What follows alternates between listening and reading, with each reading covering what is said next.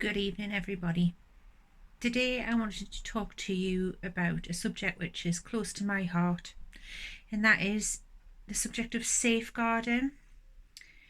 Within the counselling world, we are obligated as professionals to ensure that we safeguard the interests of our clients and potentially anybody for that matter who might come to our attention who are at risk. What you will find is when you do first come for your first sessions, safeguarding will be covered in your contracting. So, for example, when you first come for your first assessment with myself, what we would do is we would cover, if you, for example, declared to me that you were at risk of any harm, whether that be at your own hands or at the hands of somebody else, it would be covered in the contract that we would obviously discuss this thoroughly, but that that information may need to be shared depending upon what's going on for you. Now, that might be shared with my supervision, which is the person who I go to talk about my caseload with, or in the case of emergency situations, it might need to be shared with your GP practice, your emergency contact, or indeed the emergency services.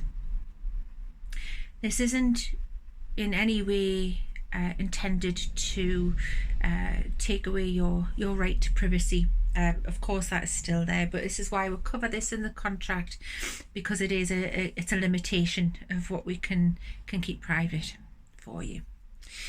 However, I say, for example, that something like that did come up for me in session, I would make sure that I did obtain your direct confirmation that it's okay to seek help, to help you out at that point in time. Something that might come up for people that might not. So what to do, say for example, if you come across somebody and you have concerns about their safety or welfare.